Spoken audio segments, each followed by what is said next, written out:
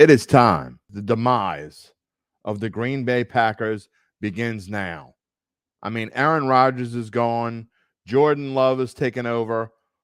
There is absolutely nothing you could possibly like about this team. Let's just write them off and move on. That's the way everybody feels, right? If I'm starting like that, I don't think that way. So let's find out what I really think.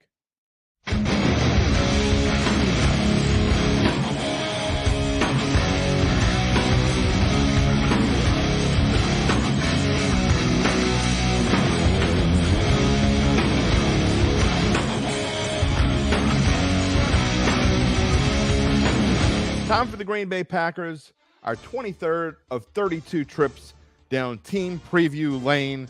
I am Jim Derry. This is NOLA.com, powered by the Dattitude Podcast. And what do we think about the Green Bay Packers now that Aaron Rodgers has moved on, Jordan Love has moved in? So tell me if you've heard this story before. A quarterback is drafted by the Green Bay Packers. He sits for 3 years under this future Hall of Famer, and then finally gets his chance. Where does this story sound familiar? Where did it play out? Oh, it played out with Aaron Rodgers before, but Jordan Love can't be any good. He can't possibly be any good. His accuracy is terrible. They've lost so many receivers. We don't like his coach. They haven't done this. They haven't done that. Yeah, well, I don't care if I give you a spoiler alert.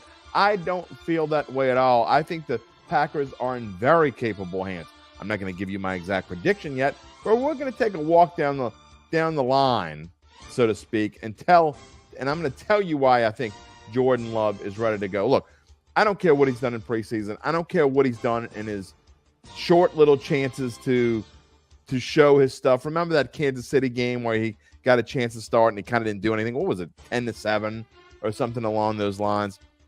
I think he got a chance against San Francisco as well. Whatever it is, I keep hearing great athlete.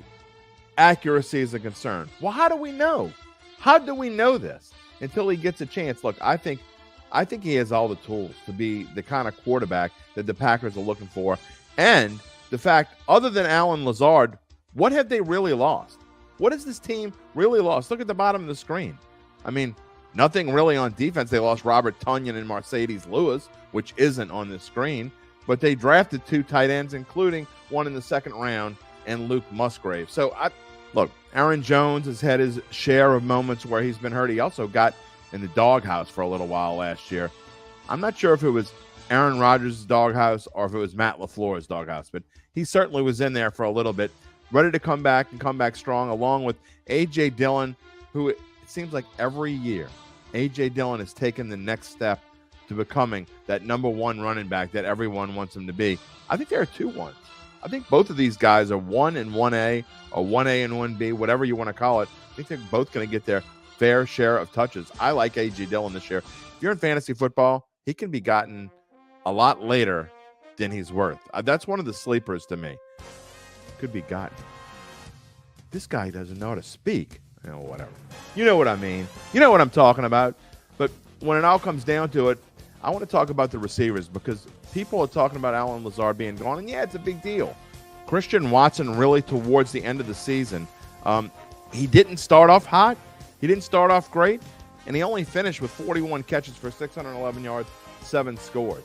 But towards the end of the season, he looked like the guy that they drafted early in the draft and wanted to be a top-notch receiver. I think he takes a big step forward, but you know what? Nobody likes talking about Romeo Doubs. He got injured towards the end of last year, and that really was part of the reason why Christian Watson was able to take that step that we were talking about and being such a huge part of this offense. And if you look at Dobbs' number, he actually had 1 more catch than Watson did with 42. He only had 425 yards, only had 3 touchdowns. I think both of those guys take major steps up. What a nice rookie campaign.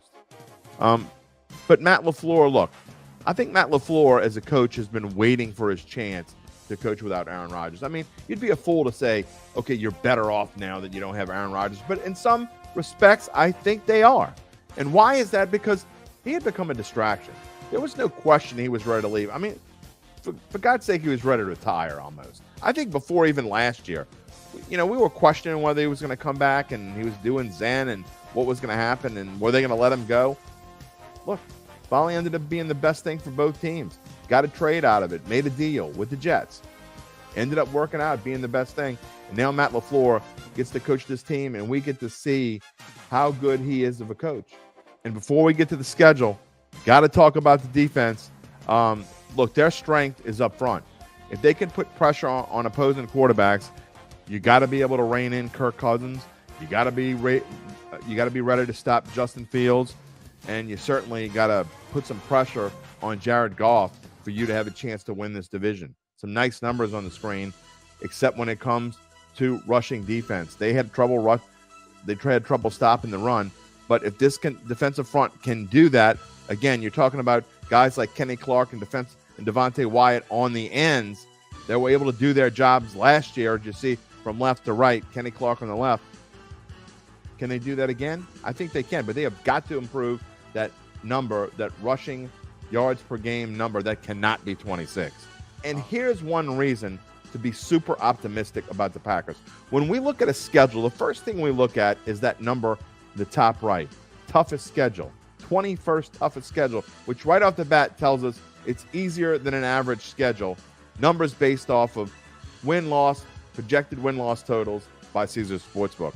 But when I dive into it, for the Packers, I think this schedule is actually easier than that number, 21st toughest. I'd put it more like 25th, 26th, and especially the way that it starts. I mean, it might be surprising, but it wouldn't be shocking if these Packers started out 5-0. Just look at the schedule. Of course, you're starting on the road for 2 straight games is tough. But at Chicago, at Atlanta, if you're going to start on the road, those are 2 places you might as well start. I mean, not bad. Then you get your home opener on September 24th against the Saints before you on a short week, but at least you're at home against the Lions on September 28th. I think that game is going to tell us a lot about this division. Remember last year when I was talking about Green Bay and Minnesota playing in week 1 was going to tell us a lot about how this division was going to go? Oh, boy, did it. I think this year it could be Green Bay versus Detroit on September 28th. Looking forward to that. And then at Las Vegas on October 9th on a Monday night, almost like a bye week there. Does get tougher at Denver, but then they play 3 out of the next 4 at home, Minnesota, the Rams, at Pittsburgh, home for the Chargers.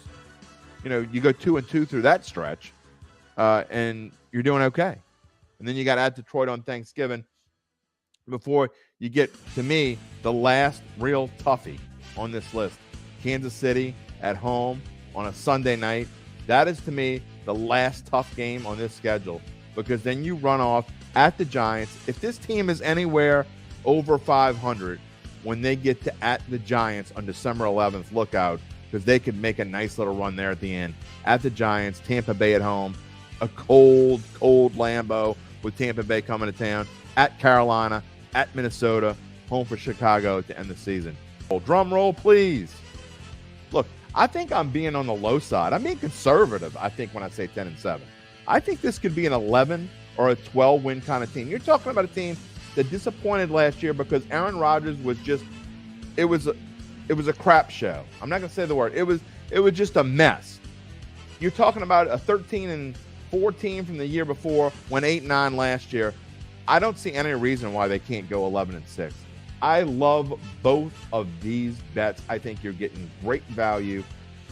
This might end up being the number 1 value. I'm going to have to go through my list because I am going to run a top 10 value plays and futures.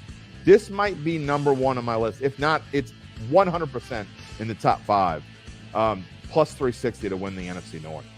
I don't even think it's just a value.